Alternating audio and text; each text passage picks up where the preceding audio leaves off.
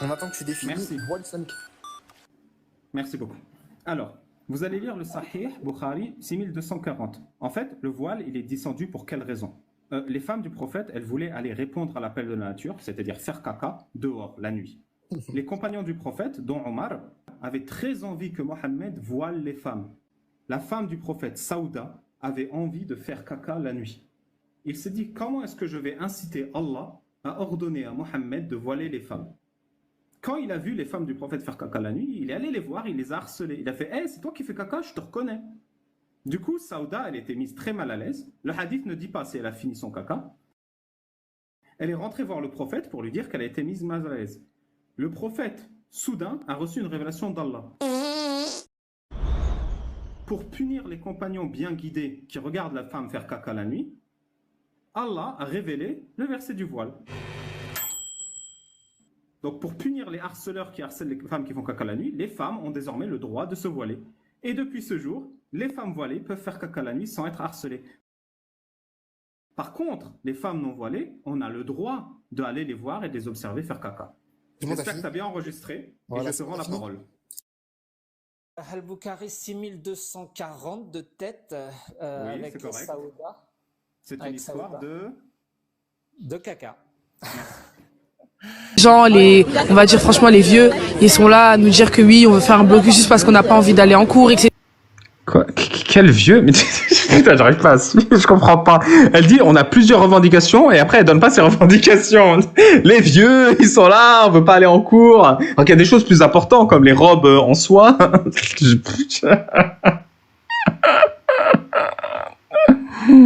etc. Mais ça, franchement, c'est pas logique parce qu'au final, en faisant le blocus, et nous, on est pénalisés. Nous, à la fin de Je comprends rien. C'est quoi tes revendications? De quoi tu l'année, on a notre bac. Donc en vrai, faire un blocus et tout, ça nous pénalise. Mais on le fait vraiment. Mais c'est ta pote qui je comprends rien. Et on est vraiment investi parce qu'on a vraiment des choses à revendiquer. Oui, donc donc pour toi, le bac en fin d'année, c'est important. C'est un handicap ton blocus. Pour avoir ton bac, il faut que tu caches tes cheveux. Donc tu fais un blocus au risque de rater ton bac pour avoir le droit de mettre un truc sur ta tête qui te permettrait d'avoir ton bac, alors que c'est pas le voile qui fait sa dissertation à ta place. Donc tu as besoin de ton... Vu que tu vas rater ton bac en faisant ton blocus, potentiellement, tu as besoin de ton voile pour passer le bac. Ce qui contredit ce que ta pote a dit, c'est pas mon voile qui fait la dissertation à ma place. Mais bon, je pinaille, c'est des jeunes. Je voulais ensuite continuer parce que c'est vrai qu'on a... Mais comment ça ensuite? J'ai pas entendu la première revendication. T'as dit on a plein de revendications. Putain, mais faites la liste. aussi beaucoup d'inégalités. Enfin, je vais parler encore du voile, désolé, mais par exemple dans le monde du travail et tout. Je sais pas, pourquoi t'as pas d'autres revendications? La meuf fait, on a beaucoup de revendications, je vais reparler du voile. Mais putain.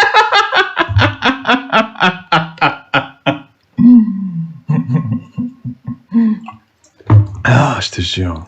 Les femmes voilées, on sait qu'elles galèrent à trouver du travail. Ah bon? Pourquoi? Et ça, c'est vraiment grave en France, encore en 2025, d'entendre parler de ça. On est bientôt en 2026, il n'y a rien qui change. Il y en a, C'est quoi le travail d'une femme voilée dans un pays islamique? enlève, non pas parce qu'elles en ont envie, mais parce qu'on leur dit que c'est la meilleure solution à faire. Et est-ce que ça, c'est de l'égalité? Bah, je ne pense pas. Mais de l'égalité, donc putain, mais encore une fois, explique-moi ce que tu penses. Je comprends pas tes phrases. Je suis obligé de faire des suppositions et d'imaginer ce que tu penses. Après, je veux pas t'en vouloir. T'as 18, 19 ans, peut-être, c'est pas... Dans le monde de l'entreprise, voilà, c'est un peu moins pardonnable, mais il faut faire des raisonnements construits, avec des éléments qui amènent à une conclusion. C'est comme ça que tu fais passer un message de manière efficace. Pareil dans les complexes sportifs et tout, c'est vrai que c'est très très rare de trouver des complexes sportifs pour les jeunes femmes voilées en France ici. Ce que je voulais aussi dire, c'est que franchement, on ne doit pas se laisser faire, on est jeunes, on a le pouvoir de parler. Je comprends pas, tu veux des complexes sportifs pour femmes voilées, genre des... Mais t'as le droit, non, d'aller à la salle de muscu voilée ou pas? Je sais pas. J'en sais rien. T'as pas le droit de faire tout. Mais comment tu fais en plus du foot voilé? Je comprends rien à ce qu'elle dit, mais bon. Et t'as le droit d'aller à la piscine voilée, qu'est-ce que tu veux que ça me foute? Je crois que tout le monde met un bonnet à la piscine en plus. Voilà, tu mets ton maillot de bain, ton bonnet et t'es voilé, c'est bon. Et aujourd'hui, si on est là, c'est pour vraiment revendiquer ce qu'on veut et dire vraiment ce qu'on ressent et ce qu'on veut prouver à la France que... Non, mais j'hallucine pas, oui, il y a des voilés à la salle de sport. Je crois que j'en ai vu, mais c'est... Tout le monde se voile à la piscine. Va à la piscine, tu seras à l'aise. Nous jeunes, on peut Deviens maître nageuse, comme ça tu pourras allier le travail et le voile. faire changer les choses aujourd'hui. La jeunesse a le pouvoir de faire changer les choses aujourd'hui. Et je Mais changer quoi? Je sais toujours pas ce que tu veux à part casser les couilles. pense que moi, ainsi que tous mes camarades et tous les lycéens de France, que si on s'unit Non, de l'univers, de l'univers. et qu'on fasse le blocus en même temps, on peut faire changer les choses. Mais tu veux pas ne pas faire le blocus et rester sur ton bac plutôt?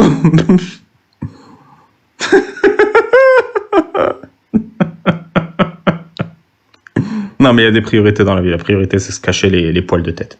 Et j'espère que la France, elle écoutera nos revendications et que les choses changeront d'ici l'année prochaine ou encore, je sais pas. Aujourd'hui, nous, on est des jeunes, on est l'avenir, franchement, on va pas se mentir. Non, dis oui, Bliss, vous êtes jeune. Qu'on soit noir, qu'on soit blanc, qu'on soit arabe, qu'on soit juif, qu'on soit... Peu importe nos... Qu'on soit voilé?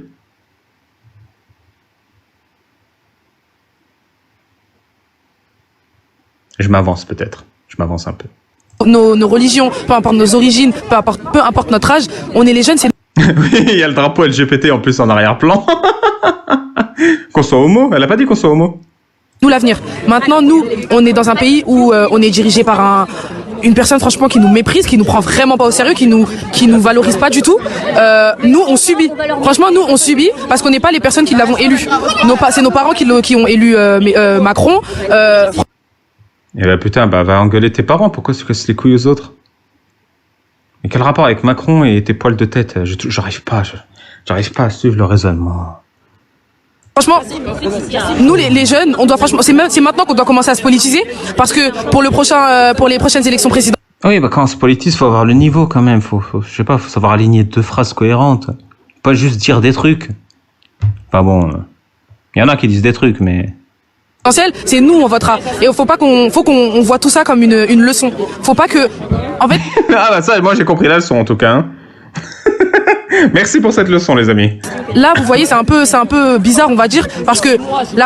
Bordélique, je dirais, mais mais je suis pas fort en vocabulaire. La France, les Français ont voté pour Macron et maintenant ils font C'est bordélique dans ta tête surtout. la grève parce qu'ils regrettent leur choix. Il va falloir que nous, les jeunes, on se politise dès maintenant, qu'on commence à s'intéresser à la politique, on commence à s'intéresser au gouvernement français. Et qu'on commence à obliger les gens à se voiler. Pour ne pas regretter en fait notre choix du président qui viendra après Macron. Voilà. Et un dernier mot à Oui, mais Inch Babal, ce sera Shamsuddin Ben Saif al-Islam Ben Hafd al-Bla qui sera président après Macron et tout ira bien. Et vous resterez à la maison, vous travaillerez pas, vous serez voilé de la tête aux pieds, pas de fenêtre pour pas qu'on vous voit depuis la rue. dire, moi je souhaite que tous les lycéens de France, franchement réveillez-vous. C'est pas la première fois qu'on fait un blocus, on l'a déjà Non mais réveillez-vous, ça fait pour votre bac les lycéens de France, je vous prie. fait la semaine dernière. On le refait encore aujourd'hui pour montrer que nous les jeunes, on peut faire changer les choses. Alors moi je demande à toute la France, ainsi qu'à tous les élèves de France, levez-vous et bloquons ensemble. On bloque aujourd'hui pour bloquer demain. Waouh, so deep, bro. Il y a pas mal de drapeaux derrière, j'aime bien. Franchement, vos représentations LGBT sont magnifiques. Alors, vous avez compris? Alors, qu'est-ce qui se passe ensuite? Un musulman annonce l'ouverture d'une piscine réservée aux femmes aux bains municipaux le 27 septembre. Alors, qu'est-ce que c'est que ce concept? Trop de femmes. Je vais réaliser le rêve de ma mère et sûrement celui de milliers de femmes à Strasbourg. Le 27 septembre. C'est quoi le rêve de sa mère? J'ai trop envie de savoir. Pour 2025, pour la première fois depuis plus de 20 ans, un créneau 100% dédié aux femmes sera ouvert aux bains municipaux de Strasbourg. Mais je comprends pas, c'est le rêve de sa mère, ça? Ok. Trop de femmes renoncent à aller à la piscine à cause de faits très graves. Des attouchements sous l'eau, des agressions à la piscine, du voyeurisme. Tous ces cas ont eu lieu cet été même à Strasbourg dans nos piscines municipales. Il n'y a pas d'intimité, pas de respect. Il n'y a même plus de place pour nos sœurs, nos mamans. On sait tout ce qu'il veut dire quand il a dit nos sœurs. Mais bon, c'est moi, j'ai mal tourné. Maman et nos filles. Des femmes qui viennent faire du sport, se détendre à la piscine, partent parfois humiliées, stressées. Starfollah. Et tu sais c'est quoi la solution? Fahad Raja Mohamed, c'est la loi d'Allah. Voilé à la piscine. Et traumatisées. On ne va plus attendre que la mairie agisse. On va le faire nous-mêmes puisqu'ils auraient pu le faire depuis bien longtemps. Chaque femme devrait avoir le droit de plonger dans la liberté et de nager en toute sécurité, nous dit Fahad Raja Mohamed. Et quoi de plus sécuritaire qu'un voile intégral? Franchement, tes valeurs t'honorent. Hein. Respect. Que le rêve de ta mère s'accomplisse. Et c'est quoi la prochaine après? On va interdire les hommes à la Mecque pour que les femmes puissent faire le pèlerinage en paix? Non, parce que les attouchements à la Mecque...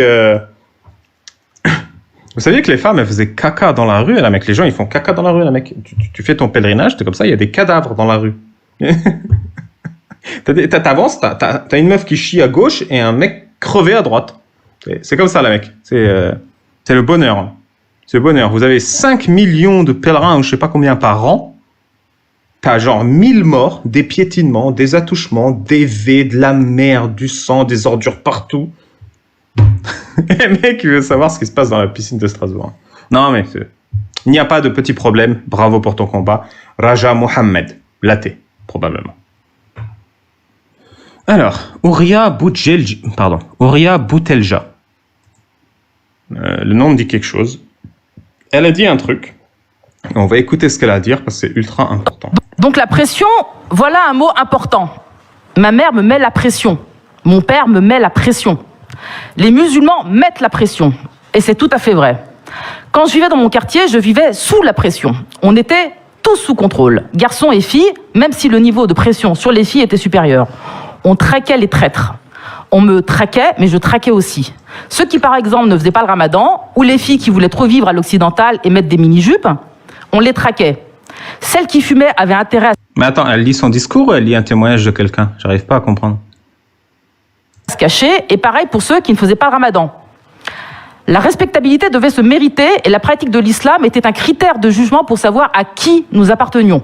Attends, moi j'ai pas le contexte, mais elle critique ou elle glorie? J'ai l'impression qu'elle critique, mais on dirait dans son intonation qu'elle est contente de ce que... Attends, je vais réécouter. Attends, ma mère me met la pression, mon père me met la pression. Donc c'est un témoignage de quelqu'un ou c'est elle qui parle? Attendez. Elle critique, elle est pour. Super. Hein. Vous savez quand vous utilisez le 50-50 qui veut gagner des millions et que vous avez 25... Non, vous prenez l'avis du public et vous avez 25% à chaque réponse.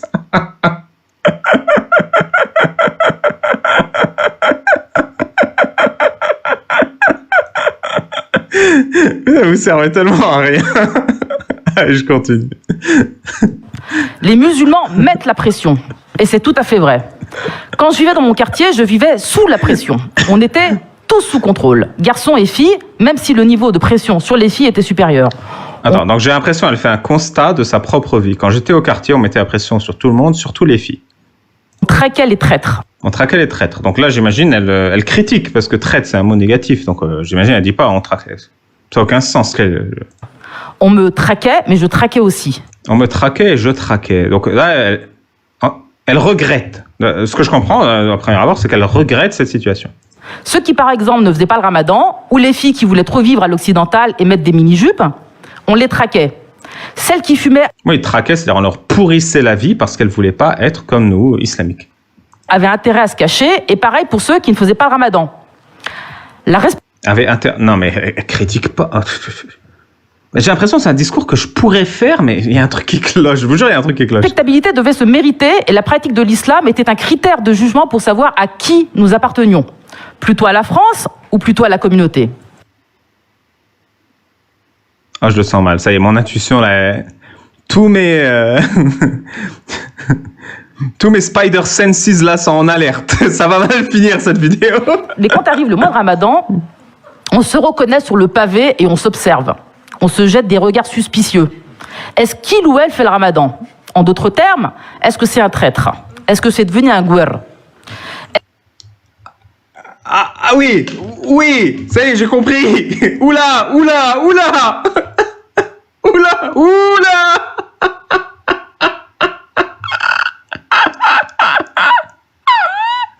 Attendez, je reprends une dose d'halib.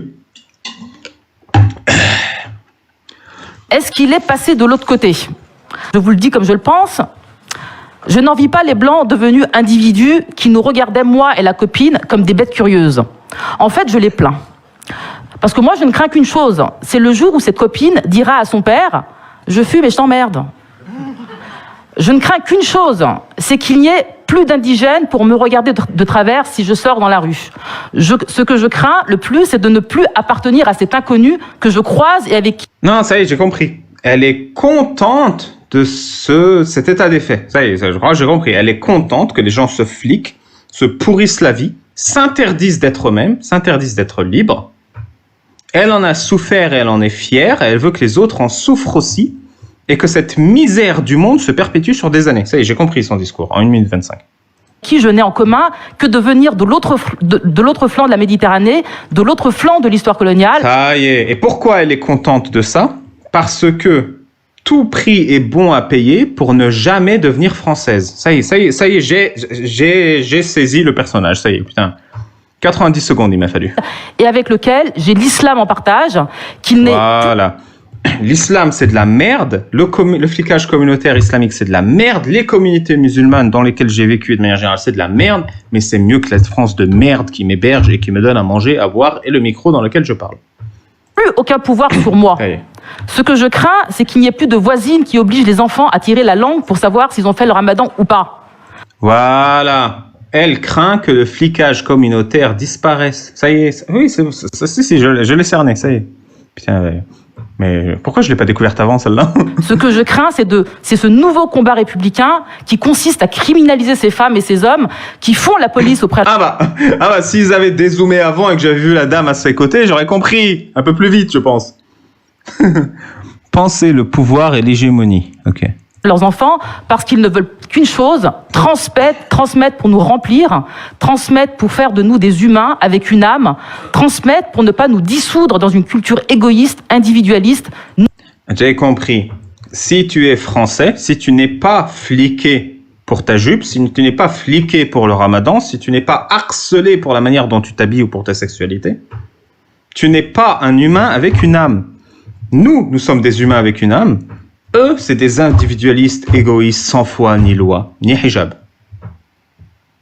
Non partageuses. D'ailleurs, ils me font bander ces cheveux. Hein. Incroyable. Heureusement qu'elles ne se protègent pas. Transmettre pour garder vivante la mémoire des ancêtres.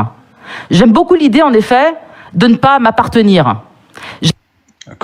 Non, mais c'est vraiment son discours, ça. Mais c'est elle qui a écrit ça, qui a relu, qui s'est dit, putain, ça c'est... J'aime beaucoup l'idée de pas m'appartenir. Mais elle va quoi après? Elle va promouvoir la prostitution ou le proxénétisme? Attends, j'écoute. J'aime beaucoup l'idée que nous nous appartenons les uns les autres. J'aime beaucoup l'idée que malgré tout ce qui a été fait pour nous séparer, nous sommes endettés les uns vis-à-vis des autres. J'aime beaucoup l'idée que dans un... Ah, il y a une coupure là, je me demande ce qu'elle a dit.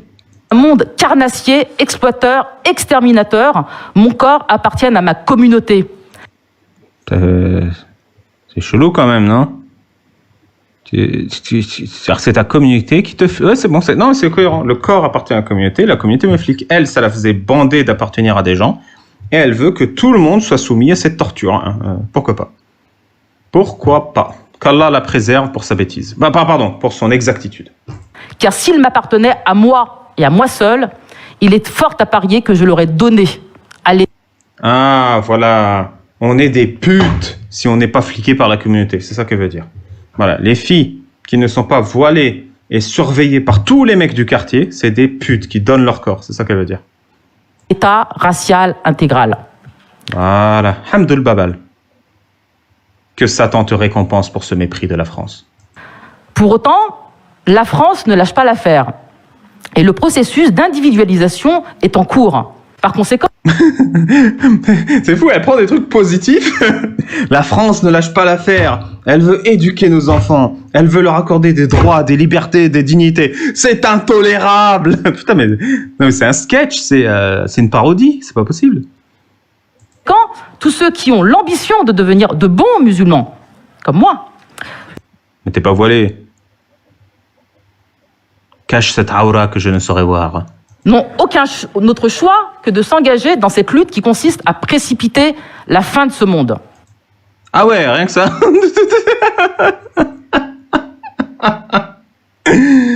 Vous connaissez la chanson It's the end of the world as we know it. Ton live contient des thèmes qui mettent mal à l'aise. Putain. Eh ben on relance. À tout de suite les amis. Désolé.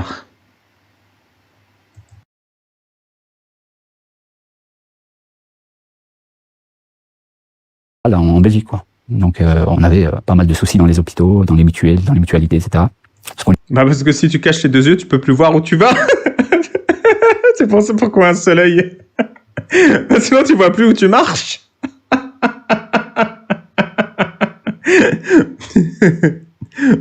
C'est pour ça. C'est littéralement pour ça, hein, c'est pas une blague. C'est parce que il faut tout cacher, mais comme tu marches, parce que pourquoi elles se voilaient les femmes dans l'islam? Pour pouvoir sortir faire caca. Donc tu sors dans la rue, tu te voiles entièrement, tu mets un œil et tu te diriges vers l'endroit où tu vas faire caca et tu fais caca. À la base, le voile, c'était pas prévu dans l'islam. Omar, il voulait que les femmes, elles restent à la maison et qu'elles fassent caca dans leur tente. Mais Mohammed voulait pas que ça pue la merde dans sa tente et du coup, il a reçu une révélation d'Allah qui lui a dit, je cite mot pour mot, Allah autorise les femmes à faire caca dehors. Voilà. Parce que Omar voulait que les femmes ne fassent pas caca dehors. Et donc, comme Omar n'a pas réussi à enfumer la tente de Mohammed par de la merde de femmes, parce que très certainement il était jaloux de ces femmes parce qu'il était lui-même amoureux de Mohammed, il a décidé qu'il faudrait voiler les femmes de la tête aux pieds, sauf un œil, et comme ça c'est un compromis entre faire caca dans sa maison et faire caca dehors. On lui demandait de lever. Bruno ou anciennement Suleiman n'impose rien du tout. N'impose pas de partir là-bas, n'impose pas de ci, ça. Elle est, j'ai à dire, à employer cette expression, plus encrassée que moi. Les femmes, et c'est vraiment ce que j'ai pu remarquer dans ces milieux-là, sont plus extrémistes que les hommes. À ce moment-là, je déteste la France. Je la déteste profondément, alors que je sais que c'est un pays que j'ai fortement dans mon cœur, que ce soit d'un point de vue historique, culturel, etc. Mais je déteste complètement la France. Mon père me le reproche. Mon premier voyage se situe au Caire, en Égypte. Donc je viens d'avoir ma fille. Donc, encore une fois, je me marie très vite, je me convertis très vite, je me marie très vite, je pars très vite et j'ai un enfant très vite. Donc je m'inscris dans un centre qui s'appelle Merkez El Ibana. Donc c'est un centre de Salafi au Caire. Ensuite je reviens en Belgique, j'apprends sur Bruxelles. Merkez El Ibana, c'est rigolo. Si j'avais inventé un nom de magasin dans une fiction, je l'aurais appelé Merkez El Ibana. C'est assez drôle comment plus l'islam est sérieux, plus il est une caricature de lui-même. Des mosquées salafis. Et ensuite, je suis accepté à l'université de Médine en 2009-2010, donc l'université de la deuxième ville sainte de l'islam après la Mecque. Là, c'est tout s'accélère, tout est concentré. L'Arabie Saoudite et plus précisément la Mecque et Médine, tout tourne autour de la religion. Mais il faut savoir que c'est l'une des rares, voire la seule université qui recrute à l'international. En fait, l'université de Médine est financée par l'État saoudien et le but est clairement d'islamiser les populations, qu'elles soient musulmanes, mais en particulier les populations occidentales. Ensuite, de renvoyer ces étudiants en Europe, en France, etc. Il y en a d'ailleurs énormément. Il y a plus ou moins 20 étudiants, 15 étudiants, 10 étudiants de France chaque année qui partent. Chez nous, en Belgique, c'est 4-5. Donc vraiment, être sélectionné pour l'université de Médine, c'est premièrement un Graal pour le musulman, mais c'est aussi extrêmement difficile. Les manuels scolaires aussi sont salafis. Et donc, moi, quand j'arrive, j'ai déjà un niveau, et eux arrivent à détecter, de se dire, tiens, lui, il va aller plus vite que les autres, il va prendre plus vite que les autres, ça va être un bon élément pour nous. Donc, on va l'accepter. Donc, ils m'acceptent sur place. Normalement, il faut, entre l'acceptation et le moment où on se déplace, 1 an plus ou moins. Ensuite, d'un point de vue purement théologique et musulman, c'est une obligation pour le musulman d'appeler les non-musulmans à la conversion à l'islam. Ouais, ça s'appelle la da'wa. Donc, en fait, t'as un quota, si tu veux, un quota non prononcé. Il n'y a pas vraiment c'est pas vraiment une obligation, c'est tu le fais pas, est-ce que t'es vraiment musulman, quoi. Tu sais, si tu le fais, tu vas rien avoir. Mais si tu le fais pas, le patron, il va le remarquer. C'est un peu ça, l'esprit que t'es, qui est d'appeler les non-musulmans. T'as pas envie de le faire, ça te casse les couilles, tu sais, t'as l'impression d'être un témoin de Jéhovah avec sa Bible devant les stations de train, là, qui est en train de dire, avez-vous lu la Bible? Et c'est casse-couille, la da'wa, et pourtant, t'es poussé à le faire pour faire ce prosélytisme, pour faire cet ostentatoire divin, finalement, où tu te dis, la communauté me regarde et Allah me regarde. Allez, faut que je casse les couilles à la terre entière. Par tous les moyens. Certains savants salafis vont jusqu'à dire que la France est la prostituée de l'Europe. Et c'est vraiment le message qui est véhiculé jusqu'aux professeurs de l'université. Certains même enseignent dans la mosquée du prophète, à Médine. Donc c'est gouvernementalement parlant que ça se joue. Nous, les Belges, on est souvent mis un petit peu à l'écart, on ne connaît pas. On est un petit pays, on est connu plus pour les chips et les pommes de terre, les frites et le chocolat. Mais la France, c'est vraiment l'archétype de l'islamophobie. L'archétype du pays soit à islamiser, soit à quitter. Il y a même limite des débats entre nous. Est-ce qu'on peut supporter une équipe de foot française? Est-ce que supporter l'Olympique de Marseille, c'est pas finalement de l'alliance avec les mécréants? Non, mais moi, j'ai pas arrêté de dire que c'est du koufr, c'est du, comment on dit, c'est du shirk, le foot. C'est du shirk, c'est l'idolâtrie, l'associationnisme et du polythéisme. Voilà, j'ai dit. Il faut savoir que 90% sont convertis à l'islam. Donc sont français. Moi, j'ai connu des gens qui ont des noms du style Sébastien, Flavien et Christopher. Deuxièmement, parce que la France a toujours été... Est-ce que c'est halal FIFA avec le son? Il y en a qui ont la ref. il est intrinsèquement l'Église. Fille aînée de l'Église, etc. Et puis, on sait très bien que, voilà, de par Clovis et autres, la France aussi a repoussé l'islam. Et donc, ça a donné naissance forcément à un statut spécifique de la France, la colonisation, hein, de l'Algérie, etc. Donc, tous ces sujets-là s'entremêlent, le politique, le religieux, le théologique, le spirituel, le matériel. Tous ces mélanges, ce qui accentue, ce qui met la cerise sur le gâteau. Pour eux, du moins, bien, ce sont les lois prises à l'encontre pour eux carrément de l'islam. Le problème n'est ni communautaire ni autre. Pour eux, la France a un problème avec l'islam. Salafisme, si tu prends juste le terme étymologique, salaf, ça veut dire prédécesseur. C'est au fait la compréhension du Coran à la lumière des premières générations d'islam. Le salafi, lui, n'en a que faire de la politique. Si c'est pas la charia, il y met pas son nez dedans. Il y a un principe fondamental chez les salafis qui s'appelle al-wala wal-bara. Littéralement, ça signifie l'alliance et le désaveu. On s'allie avec les croyants. Ça, c'est une base. On va te l'apprendre quand tu es converti. Tout le temps. Al-wala wal-bara. Donc, c'est vraiment, tu t'allies avec ceux qui servent, tu jettes à la poubelle ceux qui servent pas. Et tout ce qui tourne autour des croyants, que ce soit les pratiques, la manière de tenue vestimentaire, la manière de parler, etc. Et on se désavoue des mécréants. Se désavouer de tout système en dehors de la charia. Donc lorsqu'un salafi... En fait, se désavouer, ça veut vraiment dire, en fait, parasiter le système au maximum sans y contribuer. C'est ça que ça veut dire, se désavouer. On va prendre, et c'est pas exagéré, hein, on va prendre les aides, mais on va consciemment chercher à ne pas servir le pays. Même à le desservir. Parce que ce sont des ennemis qu'il faut handicaper de l'intérieur de manière subtile et sournoise. C'est ça, al-wala wal-bara. Et quand tu es en position de force, là, ça rigole plus. Hein.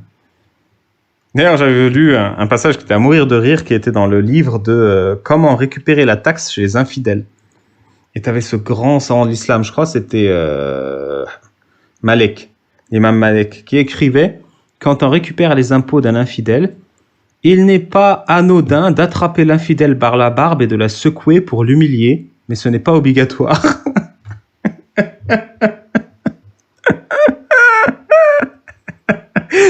Il manquait juste un schéma. Le mec est comme ça, tu sais, avec des flèches pour montrer qu'il tire la tête vers le haut et le bas, par la barbe, là. Et le mécréant qui est comme ça, la penché en avant à la Is No Good et qui bouge la tête en rythme. Un petit dessin en noir et blanc, là, ça aurait fait du bien. Mais bon, il n'y a que moi qui illustre les ouvrages de fiqh islamique. Hein. Il quitte l'Europe, c'est pas juste pour mieux pratiquer sa religion, bien sûr. Mais c'est avant tout et pour tout parce que... Voilà, est-ce que vous vous souvenez de Astérix et Obélix, tout premier, là, Astérix le Gaulois, où Panoramix s'est fait une potion qui fait pousser les barbes, là. Et tout le camp romain, ils croient que c'est la potion magique, ils ont une barbe comme ça. Et après, ils prennent les Romains par la barbe et ils les secouent comme ça. C'est ça. Pam, padam, pam, pam, pam, pam, padam, pam, pam. Les mécréants. On ne peut pas féliciter un chrétien, lui dire Joyeux Noël, par exemple. On ne peut pas, par exemple, utiliser des expressions qui sont propres aux mécréants. S'habiller de vêtements qui sont propres aux mécréants. Faire des coupes de cheveux qui sont propres aux mécréants. Ce qui fait qu'à un moment donné, on en finit par détester tout le monde. Est-ce que ça vous dit quelque chose, des noms comme Brahim Abdeslam, Samia Mimour, Abaoud, Lakraoui, Bakraoui? Ouais. Tout cela, au fait, sont des gens qui se fréquentaient entre eux, allaient boire le thé ensemble et on partageait nos idées. Il faut savoir que Molenbeek, à la base, c'est pas forcément un bastion de terrorisme plus qu'une autre commune. Il y a des communes à Bruxelles qui sont pires que Molenbeek. Mais simplement, à un moment donné, il était possible de prier dans des mosquées complètement clandestines. Et c'est là que parfois, il n'était pas rare de croiser ce genre de personnes. Moi, ça m'est déjà arrivé de croiser Salah Abdeslam, non pas dans une mosquée, mais dans le quartier. Il y en a un autre aussi qui s'appelle, il se fait appeler comme ça, du moins auparavant, il est passé pas mal sur les chaînes de télévision belges. Il s'appelait Jean-Louis le Soumis. Puis il a envoyé d'ailleurs des gens en Syrie. Lui, il allait carrément dans les quartiers de Bruxelles distribuer des tracts contre la démocratie, etc. Parce qu'il considérait que la démocratie, c'était le diable. Et bien, ce genre Vive la démocoufrie d'individus, ils étaient fréquents à Bruxelles. Nous, à l'époque de mes débuts dans le salafisme, on les voyait comme ça, déambuler dans les rues. Molenbeek, qui à la base est... En fait, ce que vous comprenez pas, très souvent, on divinise, on idéalise, on idolâtre les gens. Vous savez, quand vous avez un acteur célèbre, quand vous avez un président... En fait, c'est des gens comme vous et moi, hein, tout à fait accessibles la plupart du temps. Quand vous avez Elon Musk, Trump, tu vois, c'est des gens comme vous et moi. Hein. C'est juste qu'ils ont une télé, qu'ils ont une habitude de s'exprimer, mais ils sont comme toi et moi. Et pareil, moi j'ai connu une meuf, son oncle, elle était yéménite, son oncle c'était Ben Laden. Et j'ai connu un mec également, son oncle c'était Saddam Hussein. Parce que tout simplement, finalement c'est des liens de parenté, de 2 à 3 liens de parenté. Hein. C'est juste que le terroriste de la porte d'à côté, finalement c'est un gars que tu connais dans la rue, comme lui, il les fréquentait dans la rue. C'est pas des mecs qui sont dans une boîte pendant 20 ans et d'un coup ils sortent et Bataclan, tu vois. Non, c'est des gars, ils sont dans la rue, ils travaillent, ça se trouve, ils bossent au Starbucks, le gars, tu vois. c'est un quartier, à mon époque, dans les années 2004, 2005, 2006, il y avait des mosquées dans des caves. Tout le monde le savait. Il y avait des gens... Ah oui, je l'ai fréquenté, les mosquées des caves, d'ailleurs. D'ailleurs, on allait tous à la Bat Mosquée. Vraiment bizarre. La majorité de ces gens ont fréquenté des lieux et les gens, et la police ou autres, ou même les politiques, savaient pertinemment qu'ils représentaient un danger. Pour la majorité, c'est pas une surprise. Et nous qui sommes issus des milieux radicaux, de l'islam radical, etc., on le savait depuis longtemps. Quand on voit leur nom apparaître en tête d'affiche pour le journal de 20h... Ah, on se dit, je le savais. Je le savais. Limite, on a envie de se dire seulement maintenant. Enfin.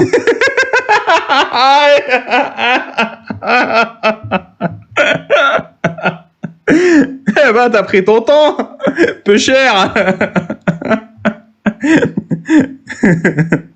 Alors, le paradis d'Allah, ça donnait passion avec ça, hein. Ah, ils sont passés à l'acte. Ben oui, c'est logique. Et après arrive le Bataclan 2015 et on est tous étonnés. Après arrive Zaventem 2016 et on est tous étonnés. Pourquoi choisissez-vous en 2016 de quitter l'islam? Vous êtes un imam reconnu, brillant, vous avez un parcours exceptionnel, vous sortez de l'université de Médine, on compte sur vous pour convertir les mécréants. C'est une cascade d'éléments. Mais le premier, c'est mon pèlerinage à la Mecque où j'avais vraiment misé énormément d'espoir sur ce pèlerinage pour que ce soit un tremplin. Je réitère ma demande. Si on a un parmi vous qui a fait un pèlerinage à la Mecque, qui a vécu un pèlerinage à la Mecque, un de vous, ou un parent, ou un proche, et qui peut me le raconter en détail, je suis gourmand, je suis friand de ça. J'ai vraiment envie que vous ayez tous les détails d'un pèlerinage de merde à la Mecque. Parce que vous savez, il y a 5 millions de gens qui rentrent, 5 millions qui sortent, et il n'y a pas un mot qui sort.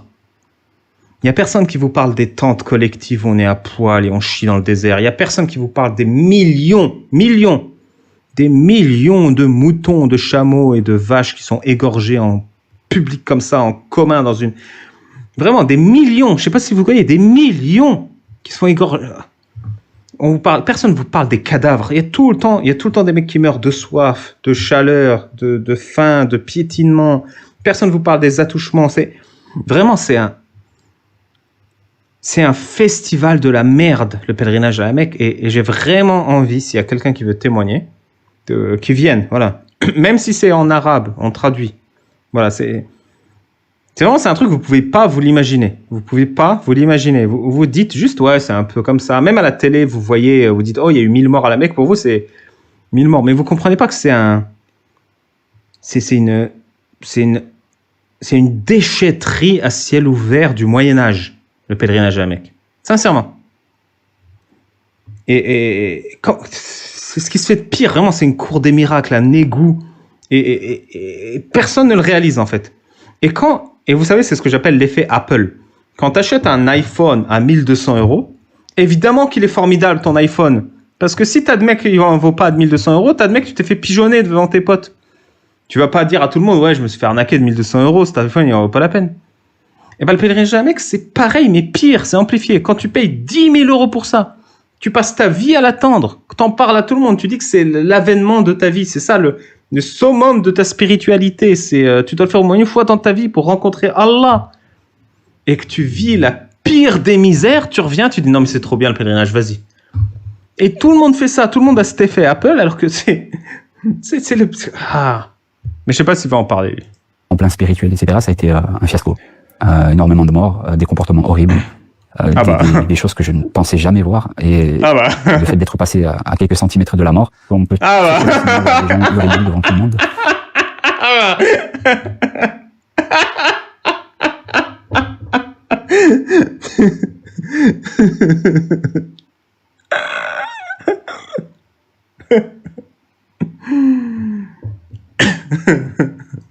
Voir des femmes faire leurs grands besoins devant tout le monde, les bousculades sont mon écoute. T'es là, t'as payé 10 000 € pour rencontrer Allah, pour l'expérience spirituelle de ta vie, et là t'as un vieux crouton qui pisse et sa femme à côté qui est accroupie et qui chie, et les deux ils te regardent dans les yeux. C'est exactement ce qu'il a vécu. Il faudrait faire un film sur le pèlerinage à la Mecque où ça décrit exactement ça. Tu sais, t'as la petite étape de 10 minutes au début du film où le mec il est dans son quartier, il fait ouais je vais au pèlerinage et tout, et après il arrive, il fait ses trucs, il se rase, et là c'est la désillusion totale. Bon, évidemment, tu te feras découper dans une ambassade saoudienne par le prince des Émirats de l'Arabie Saoudite, mais je pense que le film en vaudra la chandelle. Courante. On essaye de toucher la pierre noire à la Mecque, donc on frappe des gens. Il y a même des viols qui se passent parfois. Et ouais, pour toucher la pierre, les mecs, ils se mettent des patates. Imaginez, mais genre, 100 000 personnes qui se bousculent pour toucher un caillou. Imaginez le Hunger Game que c'est. Voilà, le King of the Hill. Ouais, c'est ça. 100 000 personnes, un main nue, qui essayent de toucher un caillou qui fait cette dimension. Vous voyez le délire ou pas? Vous savez, quand une centaine de milliers de personnes derrière vous mettent la pression pour avancer, c'est qu'il suffit d'un mécanisme qui déraille. C'est ce qui s'est passé d'ailleurs cette année-là. Et donc là, je vois des enfants qui sont morts. Voilà, les enfants et leurs mères se font... Parce que toi, dans une foule, t'es dans un enfant, tu paniques, t'es tout petit, tu te fais marcher dessus. Et le mec qui te marche dessus, il peut pas s'arrêter. Il est obligé de marcher. C'est-à-dire, vous êtes tous là. Vous êtes des milliers à marcher sur le cadavre d'un gosse jusqu'à qu'il décède. Des milliers. Et il y a personne qui revient qui dit, mon pèlerinage à un mec, j'ai piétiné un gosse à mort. Il y a personne qui te dit ça. Mais c'est ce qui arrive, c'est ce qui arrive. Et le mec, il l'a vu de ses yeux. Je commence à avoir un malaise, je me dis que je vais tomber dans les pommes, et si je tombe dans les pommes, je sais que...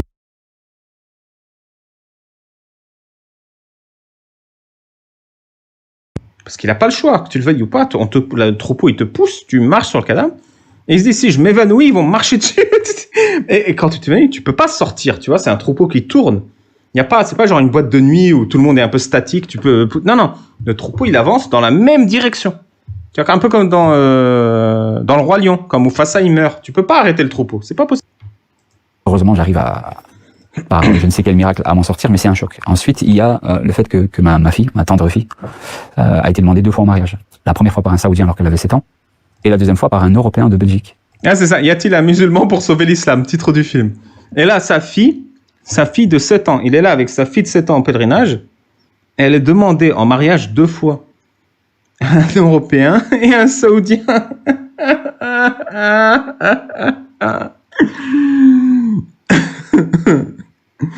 Ah putain, il est bien ce témoignage. Tout ce qu'on se tue à vous dire, qu'on vous répète et qu'on vous répète et qu'on vous répète, c'est contemporain. On vous le répète, c'est contemporain. C'est une mentalité d'aujourd'hui. Et c'est des gens qui font ça à ciel ouvert, à visage découvert, qui s'assument. Je savais que dans l'islam salafi, ça ne posait pas problème d'un point de vue de la charia, mais le vivre, c'est autre chose. Ah, ça. Il y en a pour eux, le vivre, c'est autre chose, et pour d'autres, c'est une consécration. T'étais du bon côté de l'histoire cette fois-ci. Les exécutions aussi qu'on peut voir à midi, sur place publique. Un plaisir, ça. Un plaisir. T'es là, tu vas acheter ta pastèque pour l'après-midi parce qu'il fait chaud, et tu vois un mec se faire décapsuler. 2025, hein. T'es là, toi, je sais pas, tu vas sur la place de la mairie, il y a un glacier, tu vois, t'es sur la place de mairie, il y a ce mec avec ses petites glaces, il te vend ta glace à 18 €, 3 parfums, et tu pars et tu payes ta glace à ta copine ou à ton enfant parce que t'es heureux. Là, tu vas sur la place, et ben t'as un mec qui se fait décapsuler. Voilà. Et il y a le sang qui coule, après il faut nettoyer, il faut ranger, c'est souvent un élément que beaucoup ignorent, mais quand on coupe la main ou qu'on décapite une tête, c'est sur place publique. C'est la justice. Pourquoi c'est sur place publique? Je vous le dis à chaque fois. Al-zaniyatu wal-zaniya fajliduhunna miyatu jalda. Donc le fornicateur et la fornicatrice, fouettez-les chacun de son coup de fouet, et qu'un groupe de croyants assiste à la sentence. Donc dans l'islam, il faut qu'un groupe de musulmans assiste à la sentence. J'imagine que c'est pour justement renforcer l'aspect de regarde ce qui va t'arriver si tu désobéis. Et c'est pour tout pareil. Tu décapsules, tu coupes la main, tu fouettes, tu lapides. Il faut qu'il y ait un groupe qui assiste. Et s'il n'y a personne qui assiste, on va chercher des gens. C'est comme le djihad, c'est une responsabilité collective. C'est obligatoire jusqu'à que suffisamment de musulmans fassent le djihad. Là, c'est plus obligatoire. De Dieu, certes, pour le musulman, c'est la charia, mais le voir, encore une fois, c'est choquant. Et l'élément vraiment qui a mis un terme à ces doutes, c'est la mort de mon papa. J'ai toujours considéré mon papa comme je vais dire le terme, comme un sale mécréant. Je l'ai considéré en enfer par justice de Dieu parce qu'il le méritait. À ce moment-là, il fait un retour au catholicisme que je comprends pas, que je combats. J'essaie de convertir mon père à l'islam. J'ai mis tous les efforts, j'ai déployé toutes les preuves, entre guillemets, mais rien n'y faisait. Et puis, finalement, au final, je me rends compte que mon père part avec une sérénité et une force insoupçonnée. Il me disait, n'aie pas peur. Donc, Alors bon, c'est peut-être pas approprié, mais à chaque fois qu'ils mettent une photo, j'ai l'impression que la perspective et la gravité, ils sont foirés. Genre, je sais pas où est le haut et le bas, là. Le baptême, c'était pareil. t'inquiète pas, il est avec nous, t'en fais pas. Et donc tout ça, sur le coup, on percute pas forcément. Il y a une règle de jurisprudence qui dit, donc dans l'islam, Al-hukmu ala shay'in far'un an tasawwurihi. Ça signifie le jugement d'une chose dépend de notre conception. Et au fond de soi, on se dit, mais finalement, est-ce que c'est pas le but d'une vie? De se dire, on a fait des erreurs, on essaie de réparer un petit peu ce qu'on a pu faire et on part tranquille. Moi, j'avais l'image que mon père allait partir dans des souffrances atroces, que les anges allaient le massacrer, que Dieu allait le punir, etc. Et finalement, c'était limite lui qui me disait, n'aie pas peur de la mort, etc. La conception d'un Dieu qui va... Ah, c'est là où il bascule vers le christianisme, ça y est. Il va nous parler de Jésus. Je parie, je mets, je mets ma main au coupé, mais c'est peut-être un peu trop gore. Constamment châtier, un Dieu qui va constamment faire tomber l'homme, un Dieu qui guide et qui égare, etc., etc., va donner une certaine dureté de cœur, même si on... Alors que Jésus ne donne pas une dureté de cœur. Ah, je le vois venir, c'est dommage. C'est dommage parce que ton témoignage est excellent, mais bon. On aura beau dire, il t'aime, mais le fait d'aimer... Ah, ou peut-être qu'il va mentionner Shrek. On n'est pas sûr que ce soit Jésus, peut-être qu'il croit en Shrek, tout comme moi. Et sous condition de faire quelque chose ou de ne pas faire quelque chose, fait qu'on a quand même malgré tout... Je le vois à des kilomètres. Vous savez, ça fait des années que je débat. Hein. Et quand le chrétien, il monte, il n'a pas besoin de me dire que je suis chrétien, je sais qu'il est chrétien. Quand il parle comme ça...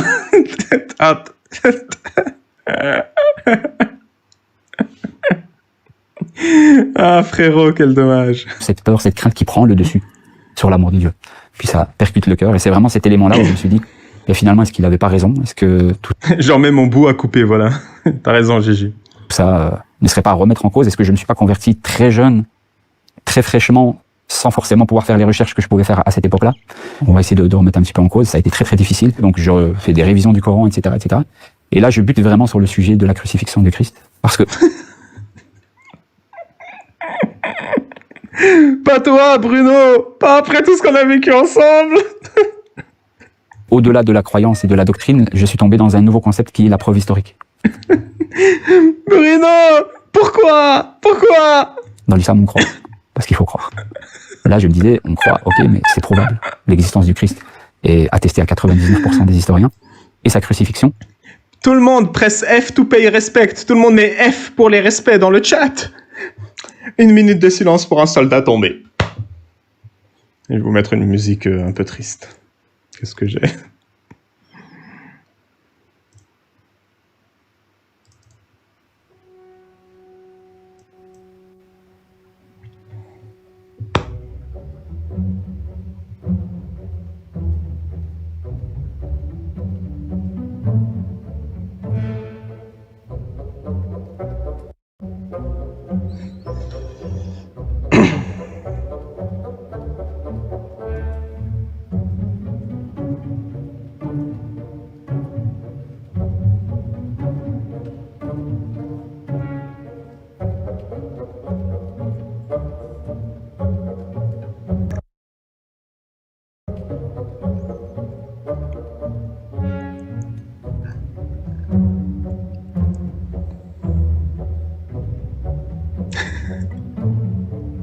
Tu étais l'élu, Bruno.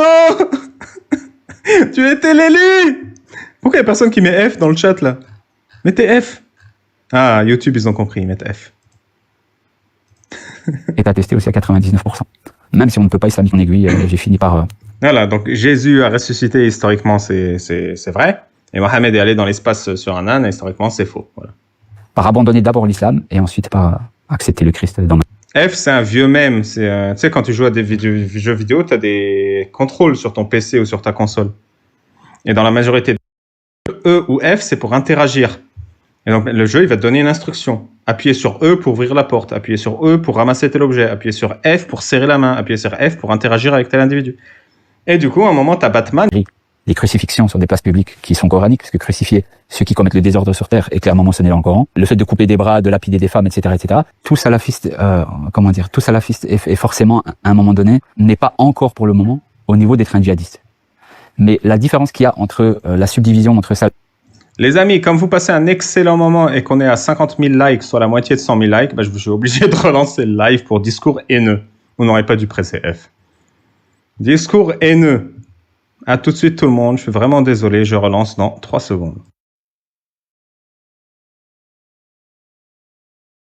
dogmatisme ni biblique de dire voilà, il faut montrer quelque chose. Le Christ, lui, avait une approche complètement différente. Il disait si ton œil te pousse à pécher, il prenait vraiment une métaphore qui était assez forte, arrache-le et jette-le loin de toi. C'est dégueulasse. Il est un peu dégénéré ce Christ. Il y a un mec qui va prendre au pied de la lettre et qui va jeter son œil. C'est pas l'autre que tu dois voiler, c'est... En plus, c'est quoi un péché des yeux? C'est quoi exactement? C'est toi le problème. Le frère musulman, il se dit, ok, la charia, c'est le but. Donc comment atteindre la charia? Par la politique démocratique, même s'il le faut. Acheter une maison à crédit, on sait bien que c'est interdit dans l'islam, mais dans votre cas, c'est une obligation. Alors, il n'y a pas une obligation à acheter une maison. On est d'accord. Et donc de cette manière-là, Jésus parlait en parabole. J'aurais préféré qu'il parle en français. On achète des quartiers. De cette manière-là, on achète des mosquées. De cette manière-là, on fait des centres. Et les Français doivent comprendre impérativement que derrière ces beaux sourires, derrière cette tolérance qu'on leur accorde, il y a une volonté de propager la charia. Je préfère un ennemi déclaré qu'un ennemi caché. Je préfère un salafi qui n'a que faire de cette société européenne, qui crache peut-être dessus matin, midi, soir, mais n'a qu'une envie, c'est de la quitter. Que quelqu'un qui est à l'intérieur et qui vous dit oui, il n'y a pas de souci, nous aussi on est français, nous aussi, bien que ça soit vrai, mais qui au fond de lui a ce principe de la fin justifie les moyens. Tout ce que je suis en train de vous dire là, à l'instant présent, sont des enseignements de livres. Ces livres sont vendus dans des librairies parisiennes, à l'heure où je vous parle, et bruxelloises. Et quand Tariq Ramadan parle d'un moratoire, le but c'est simplement de justifier quelque chose, soit disant qu'il faudrait faire un moratoire parce qu'il faut éduquer les pays arabo-musulmans d'abord avec un moratoire pour aller vers la cessation. Non, il faut cesser tout de suite. Donc le côté moratoire, en fait, c'est une règle des frères musulmans. C'est de dire pour le moment on peut pas.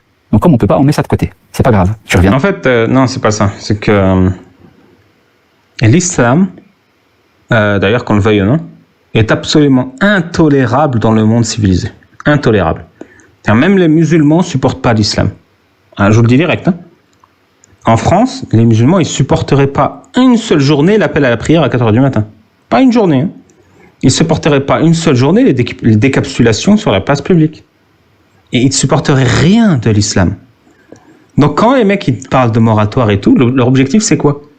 C'est de remettre dans la réalité et de refaire envisager à ces musulmans qui ont été finalement démusulmanisés parce qu'ils détestent l'islam, la possibilité que les ordres de l'islam soient acceptables.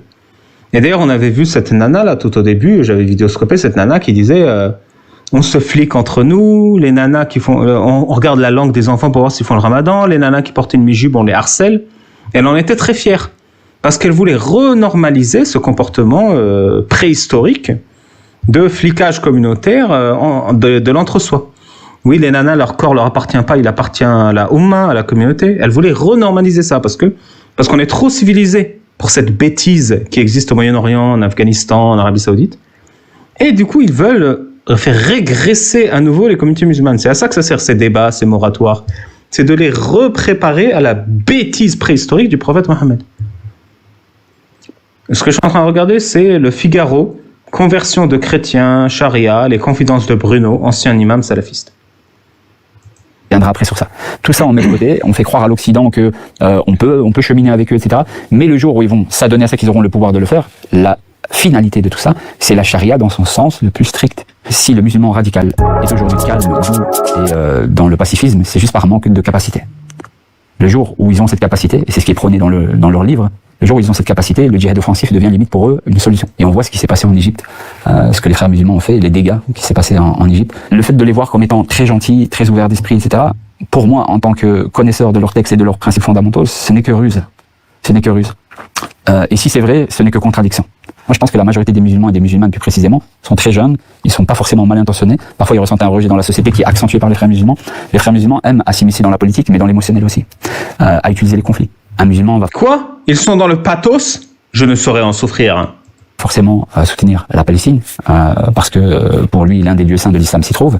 Cette idéologie, c'est que le Hamas est le porte-étendard des frères musulmans en Palestine. Les musulmans, pour pouvoir s'approprier ou se réapproprier l'islam, si je puis dire, ils doivent comprendre qu'est-ce qu'on leur fait. Le problème, c'est que la France, en tant que pays, en tant qu'institution, en tant que communauté, est obligée de légiférer des lois en fonction de ça, etc. Donc les musulmans le prennent personnellement, mais en vérité, il n'y a rien de personnel. Moi, je pense vraiment qu'il faut mettre de l'eau dans son vin. Là où c'est difficile, où ça paraît limite impossible d'avoir une liste très détaillée et très objective, c'est qu'on se retrouve devant des gens qui fondent comme un glaçon à n'importe quelle occasion. C'est qu'on doit d'abord, pour moi, connaître qui ils sont et leurs fondamentaux pour pouvoir les reconnaître par la suite. Si on est toujours dans le déni de se dire ah oui mais Tariq Ramadan c'est pas un frère musulman parce qu'il l'a dit sur tel plateau, on n'avancera jamais. La question, c'est pas ce qu'il a dit ou ce qu'il a pas dit, c'est ce qu'il fait depuis des années. Il y a énormément d'associations aussi, d'associations pour construction de puits, etc. Qui, derrière le côté piété, le côté de la bienveillance, etc. Il y a vraiment ce but de propager le frérisme et de montrer que les frères musulmans sont finalement les seuls qui se préoccupent de la communauté musulmane. Donc il y a énormément. Et je les en remercie. Même derrière l'étiquetage halal, etc., c'est les frères musulmans généralement qui sont derrière, AVS, etc. Donc ils sont quasiment partout, et la majorité des librairies islamiques sont tenues par les frères musulmans. Et les livres qui sont vendus, et moi j'aimerais vraiment un jour que quelqu'un puisse le faire, quelqu'un du gouvernement français, hein, vraiment, j'en appelle vraiment le gouvernement français, à entrer dans une librairie islamique et à prendre 10-15 livres comme ça qu'on lui suggère, et à les lire et à voir ce qui est vendu sur le territoire français. Ah bah, il y a déjà un mec qui le fait sur TikTok, il y a Vivi Aposta, il y a Roro. Donc abonnez-vous à leur compte Twitter, sur Twitter. Il y a Roro qui fait un excellent travail. Son hâte, c'est trop de comptes. TROPDECOMPTES. Et d'ailleurs, c'est sur sa chaîne qu'on a regardé 2 ou 3 trucs au début. Et il ouvre les livres dans les librairies islamiques en France et il nous montre ce qu'il y a dedans, et c'est toutes les dingueries. Il y a même Majidou Kacha qui avait fait une vidéo là-dessus, qui était la voix du musulman. Il a montré ce livre qui se vendait en France sur les 30 dernières années, qui explique comment on marie une petite fille, comment on pragmatise un tel. Et ça se vend en France, ça, parce que les gens sont ignorants de toute la violence qu'il y a dans ces textes religieux. Des livres qui appellent clairement au radicalisme, etc., qui sont vendus depuis des décennies. Et pour vous donner un exemple, au Centre islamique de Bruxelles, lorsqu'une personne désirait à l'époque se convertir à l'islam, on lui fournissait tout un tas de livres gratuits. Tous ces livres sont des livres de radicalisme, et ils sont distribués, ils sont donnés comme ça. Le Centre islamique européen à Bruxelles a été pendant des années, des décennies, sous l'effigie des frères musulmans. Donc à un moment donné, quand je lis ce rapport, quand je l'entends, ma réaction c'est de dire oui, mais on le sait depuis longtemps, ça. C'est juste le résultat final. Mais on le sait déjà, ça. Ah bon, qui vous l'a dit? Mais qu'est-ce qu'on s'en fout? On le sait, c'est tout. Un laxisme pendant des décennies. Et je dirais même que ce rapport a des fois tendance, malgré son objectivité, à dédramatiser la réalité. Moi, je pense que c'est encore pire que ça. C'est juste ce qui est visible, la face visible de l'iceberg, comme on dit. Je vous parle de quelqu'un qui a vécu de l'intérieur, l'expérience. Les musulmans, la masse des musulmans, de manière inconditionnelle et de manière même, j'ai envie de dire, non intentionnelle, vont prendre ça. Là, il parle, je crois, de laxisme. Je pense que c'est plus une naïveté suprémaciste. Je m'explique. En fait, je pense, en faisant tous ces débats, toutes ces lectures de textes sur l'islam, je rends compte avec mon audience, mon auditoire, vous, que beaucoup de gens voyaient ça comme du folklore, comme le pèlerinage à la Mecque, comme le ramadan, comme la circoncision. C'est folklorique. Vous voyez les attentats en France, et vous voyez l'islam, et l'islam c'est folklorique, c'est décorrélé un peu, vous êtes un peu dans ce rêve où c'est impossible que ce soit si bête et méchant. Impossible. Et moi et Bruno, on vous ramène cette réalité. C'est bête et méchant au premier degré. Au premier degré. Et j'ai l'impression que grâce à notre travail des apostats et des critiques de l'islam, les gens ouvrent les jeux. Et commencent à réaliser avec leur cerveau, avec des faits, la bêtise et la méchanceté dans lesquelles tous les musulmans de la terre sont plongés, et les conséquences que ça a. Voilà. Pour de l'islamophobie, une fois de plus. Parce que c'est ce que les frères musulmans leur font croire. Ils leur font croire que la France, en fait, n'a fait ce rapport que pour détruire l'islam. La question, c'est qu'est-ce qu'on peut faire pour ne pas arriver aux 75 prochaines pages qui diront que dans nos rues, c'est la révolution. Dans nos rues, c'est ce qui s'est passé en Égypte. Les Français doivent comprendre les enjeux, doivent comprendre que parfois, avec les meilleures intentions, on fait les pires des choses. Le prochain rapport sera beaucoup plus catastrophique et chaotique que celui qu'on a entre nos mains. Pour le moment, on n'est que dans des questions de halal à la cantine. Demain, on sera peut-être dans des questions d'obligation du voile. Après-demain, on sera peut-être dans des questions de est-ce que les femmes peuvent sortir à une certaine... C'est ce que je disais, c'est qu'en fait, ces débats n'ont même pas leur place dans une société civilisée. Donc il faut les amener petit à petit dans une société civilisée. Aujourd'hui, on se pose même pas la question de est-ce que les femmes ont le droit de sortir seules. Et pour briser ça, c'est ce qu'ils ont fait en Égypte, ils ont ramené petit à petit. Et maintenant, la question ne se pose plus. Une femme qui sort seule, on a le droit de la V. Tu te fais V dans la rue alors que tu es seule, c'est ta faute. La police, elle te dit, c'est ta faute. C'est-à-dire qu'ils veulent normaliser un débat qui n'a pas sa place chez des gens civilisés et éduqués. C'est ça la stratégie.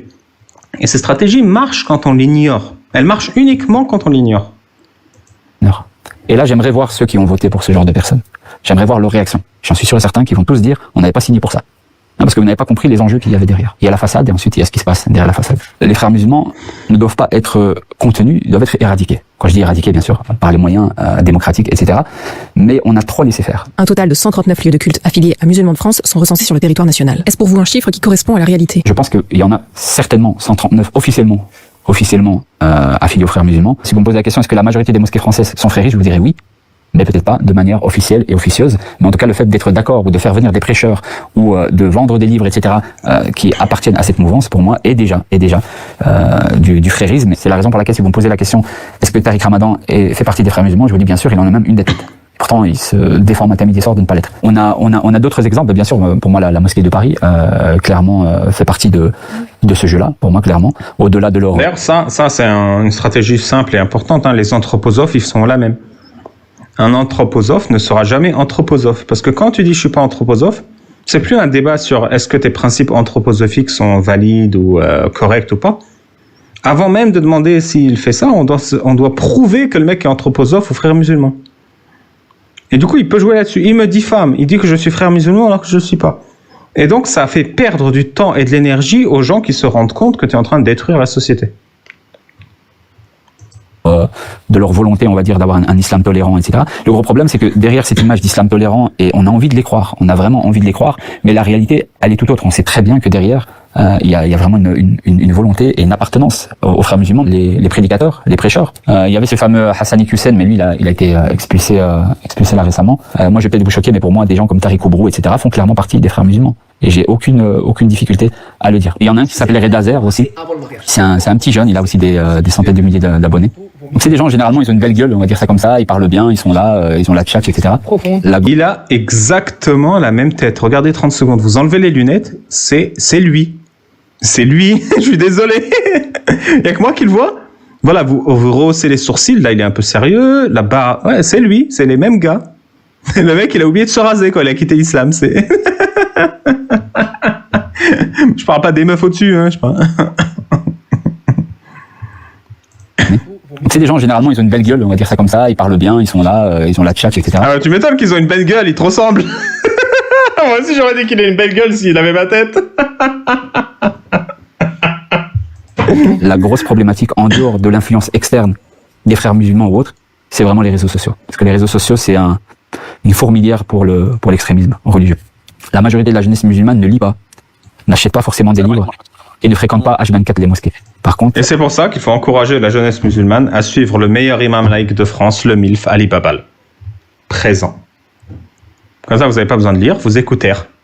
on scrolle sur TikTok, sur Instagram, on s'inscrit auprès de prêcheurs, de prédicateurs, on s'inspire de ça, on met des musiques émotionnelles derrière, etc., et on se forge une religiosité au travers d'un monde fictif, et on ne vérifie pas de qui on apprend, quel livre on est en train de pratiquer, et à la fin, on devient complètement radicalisé du jour au lendemain, et les parents n'y voient que du feu. Aujourd'hui, le radicalisme se manifeste ou se propage, pour moi, à 75%.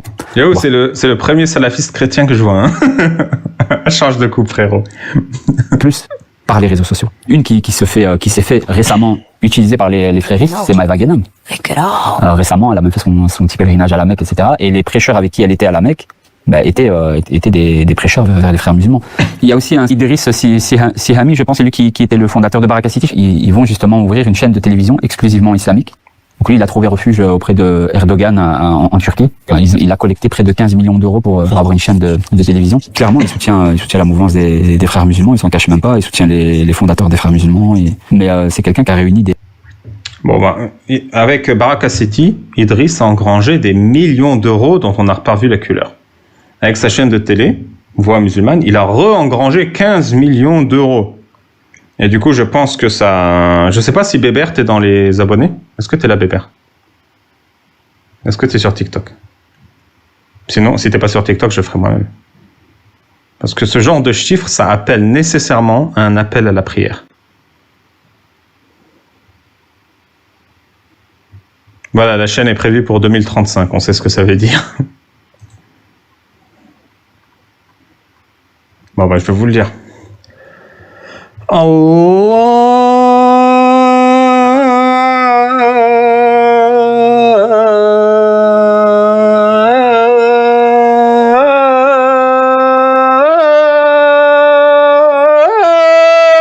business. Allahu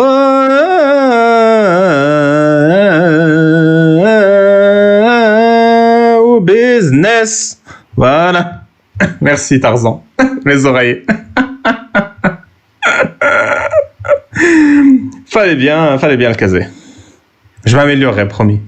Et des centaines de milliers de musulmans de la communauté musulmane, elle le suivait à travers tous les milieux francophones, quoi. C'est malheureux de dire ça, mais quand tu vois, ils se ressemblent tous par rapport à leur position. Attends, vous me dites c'est un supplice, imaginez ça à 4h du matin. Ils se ressemblent tous par rapport à leur position. Ils se ressemblent tous tout court, hein, tu veux les photos.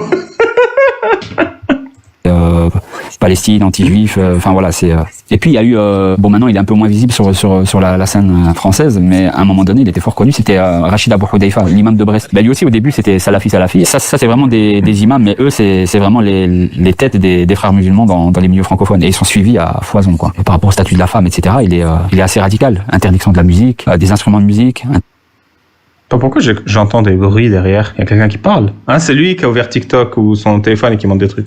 Interdiction de serrer la main aux femmes. Voilà, alors qu'au début, c'était pas du tout comme ça. Quand ces gens-là, ils ont commencé, ils étaient très très soft. Petit à petit, quand on a commencé à leur donner une mosquée, une visibilité, etc., ils ont commencé à monter dans les échelons et maintenant, ils sont suivis par des millions de personnes. Être un voile qui provoque et qui attire. Il y a certes le tissu, le voile qu'on porte sur la tête, mais il y a la tenue aussi qui va avec. Ça n'est pas juste le tissu sur la... Putain, mais la meuf, là, j'ai vérifié pour être sûr, mais je suis en 1,5. C'est-à-dire que la meuf, là, elle parle normalement en 1,5. Je vais remettre en normal, là, pour voir à quelle vitesse elle parle.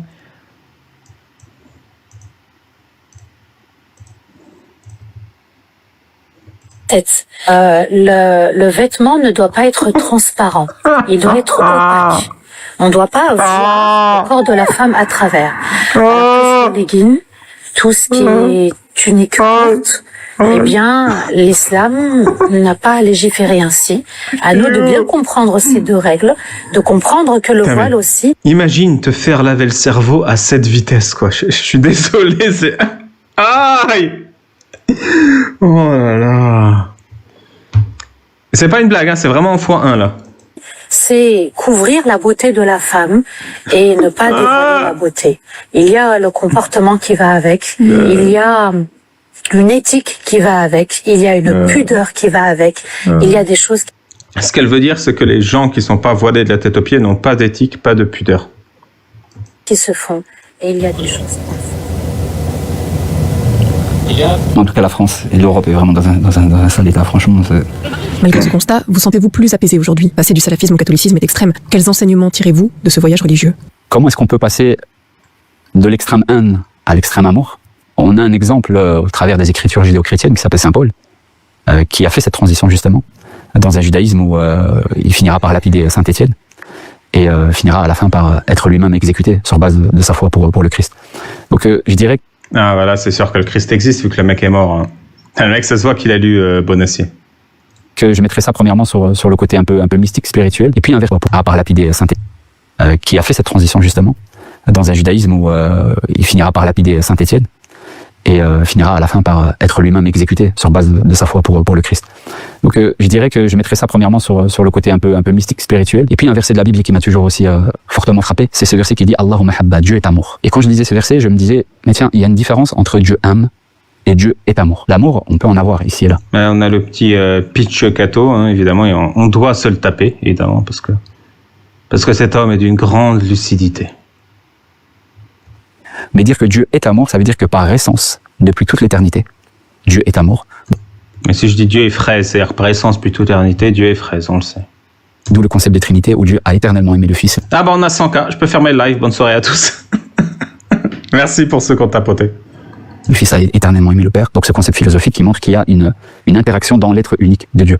Donc quand on découvre cette douceur... Putain, j'ai rien compris, je vais vous la remettre parce que j'ai... Et puis un verset. Je vous jure, oui Bliss, j'ai rien compris, on va réécouter, mot à mot. C'est de la Bible qui m'a toujours aussi fortement frappé, c'est ce verset qui dit « Allahumma habba », Dieu est amour. Alors, Dieu est amour.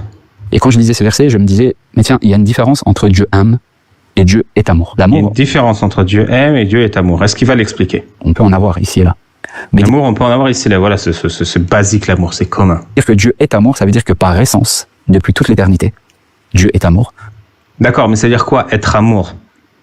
Parce que pareil, moi je viens de dire, Dieu est fraise, mais ça veut dire quoi, être fraise depuis toute l'éternité? Et pourquoi Dieu est amour? C'est-à-dire Dieu est amour depuis toute l'éternité. Ça veut pas dire ça, c'est pas parce que tu le dis que c'est vrai. Et Dieu, c'est qui? Et pourquoi il est amour? Comment on peut être amour? On peut être une patate, on peut... C'est-à-dire quoi, être amour? Vous dites juste des trucs comme ça et vous pensez que ça a un sens. C'est pas parce que vous racontez des belles histoires qu'elles ont un sens, frérot. Mohammed est prophète d'Allah, on le sait. Mais ça veut dire quoi? D'où le concept de Trinité où Dieu a éternellement... Comment ça, d'où? Et le d'où, là? Dieu est amour, d'où le... Il n'y a pas de d'où, il n'y a pas de lien de cause à effet entre le fait que tu es amour, donc tu es amour depuis l'éternité, donc Trinité.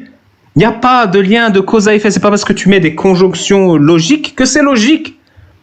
Éternellement aimé le Fils a éternellement aimé le... Mais pourquoi? Pourquoi? D'où le concept de Trinité où il a éternellement aimé le Fils et le Fils a éternellement aimé. Ça n'a pas de sens. Pourquoi c'est pas une quadranité? Pourquoi c'est pas une binité? Ça n'a pas de sens ce que tu dis. Le d'où n'a aucun sens. Tu fais juste des liens logiques et les gens qui se posent pas de questions, ils disent ah ouais putain c'est logique. Mais ça veut rien dire. T'aurais pu dire d'où je mets de la mayo sur mes pâtes ou sur ma pizza. Tu peux mettre un d'où, mais ce d'où n'a aucun sens. T'es sûr que t'es sorti de l'islam? Et le Père, donc ce concept philosophique qui montre qu'il donc, y a... pourquoi tu mets un donc maintenant? Et le d'où n'a pas de sens et ton donc n'a pas de sens. C'est pas parce que le Père aime éternellement le Fils et le Fils aime éternellement le Père que ce concept Arrête, ce n'est pas logique ce que tu dis. Arrête de mettre des d'où et des donc et pourquoi et parce que. Fais des phrases qui ont un sens entre elles. Et c'est ça, toute l'art de l'entubage religieux est là. Te faire croire qu'il y a une logique là où il n'y en a pas. Kadhalika, Agnoslim, Kadhalika, Thumma.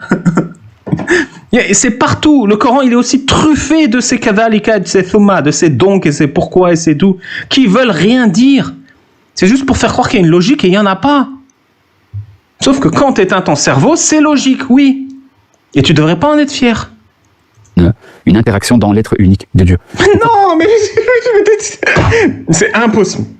C'est mathématiquement impossible que le mec ait quitté l'islam. C'est impossible. Le mec est musulman. Ou il a toujours été catho. C'est juste un taqiyiste qui a fait semblant d'être imam pour vendre le Christ. C'est pas possible. Tu peux pas parler comme ça après avoir quitté une religion. Tu peux pas. Quand on découvre cette douceur de l'être divin par rapport à cette dureté. Mais comment ça, il est doux? Comment tu sais qu'il est doux? Tu l'as touché? Pourquoi lui il est doux et lui il est dur? T'as touché Allah, il est dur, et t'as touché l'autre, il est doux? Mec, t'as touché ni l'un ni l'autre. Dès qu'on avait, il y a tout qui change. Ah bah il y a tout qui... Hamdoul Babal, allez hop, pèlerinage à Lourdes l'an prochain. Voilà, Itachi n'est qu'amour, donc le Sharingan existe. Ça n'a aucun sens. C'est claqué au sol, mec. Enfin bon, pourquoi je m'énerve? Petit sourire là de mec qui sort chez le coiffeur. Merci Bruno pour ton témoignage extrêmement lucide sur l'islam et extrêmement aveuglé sur ta propre foi. Mais bon, qu'est-ce que tu veux que j'y fasse? Doudou, doudou, doudou, doudou, doudou, doudou, doudou, doudou, doudou. Ça va les amis? Hamdoul Babal, j'espère que vous allez bien. Si vous êtes musulman ou musulmane sunnite et que vous souhaitez débattre d'islam, tapez 19. Si vous êtes apostate ou apostat d'une religion ou d'une autre et que vous souhaitez témoigner assez, tapez 1. Si vous avez toute autre question rapide, tapez 2. Et sinon, je vais m'arrêter là.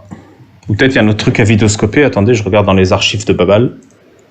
Alors, qu'y a-t-il dans les Babarchives? Qu'y a-t-il?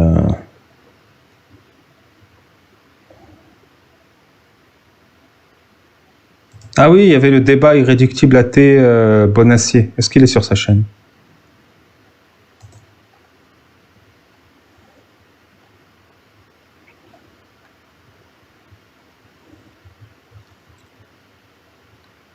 Où est-ce que je peux trouver le débat de Réductible athée?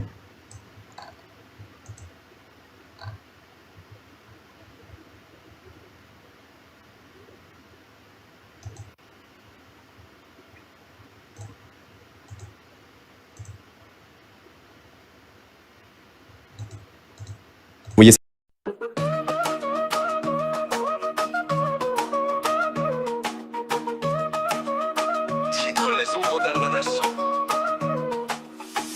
le ciel de Médine, la nuit cachait leur fardeau.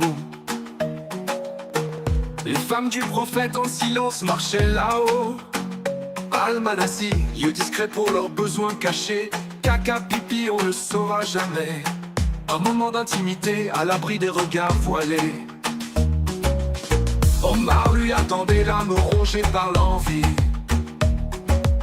Pourquoi ne les couvres-tu pas, soufflait-il dans la nuit? Saouda, grande femme, avançait sans un bruit, alors qu'elle cherchait l'ombre au clair de l'Isha enfuie.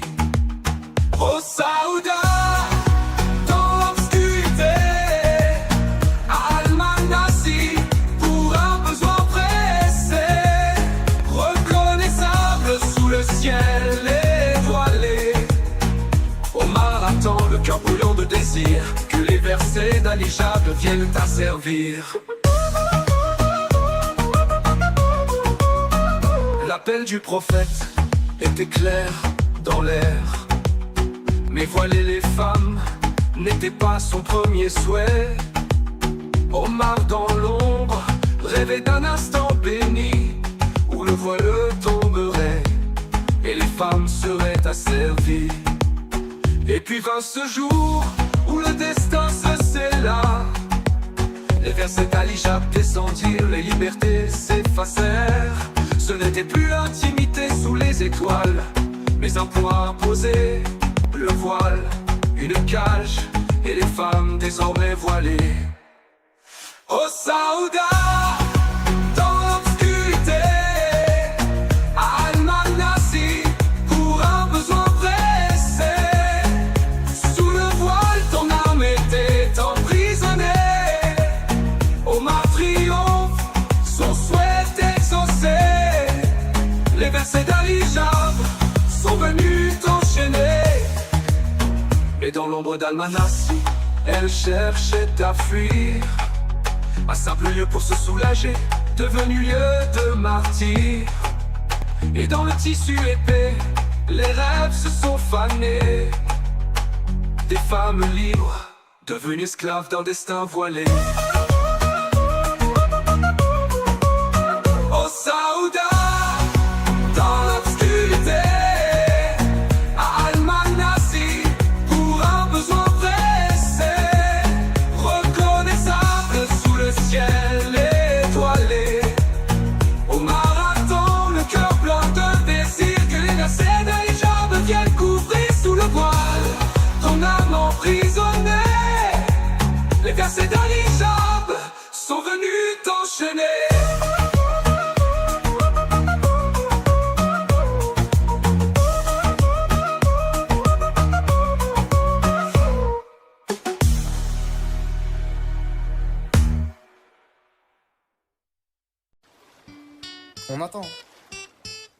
On attend que tu définisses le voile islamique. Merci beaucoup. Alors, vous allez lire le Sahih Bukhari 6240. En fait, le voile, il est descendu pour quelle raison? Les femmes du prophète, elles voulaient aller répondre à l'appel de la nature, c'est-à-dire faire caca dehors, la nuit. Les compagnons du prophète, dont Omar, avaient très envie que Mohammed voile les femmes. La femme du prophète, Saouda, avait envie de faire caca la nuit. Il s'est dit, comment est-ce que je vais inciter Allah à ordonner à Mohammed de voiler les femmes? Quand il a vu les femmes du prophète faire caca la nuit, il est allé les voir, il les a harcelées. Il a fait « Hey, c'est toi qui fais caca, je te reconnais ». Du coup, Saouda, elle était mise très mal à l'aise. Le hadith ne dit pas si elle a fini son caca. Elle est rentrée voir le prophète pour lui dire qu'elle a été mise mal à l'aise. Le prophète, soudain, a reçu une révélation d'Allah. Pour punir les compagnons bien guidés qui regardent la femme faire caca la nuit, Allah a révélé le verset du voile. Donc pour punir les harceleurs qui harcèlent les femmes qui font caca la nuit, les femmes ont désormais le droit de se voiler. Et depuis ce jour, les femmes voilées peuvent faire caca la nuit sans être harcelées. Par contre, les femmes non voilées, on a le droit d'aller les voir et de les observer faire caca. J'espère que tu as bien enregistré et je te rends la parole. Al-Bukhari 6240 de tête Oui, avec c'est correct. Saouda. C'est une histoire de caca.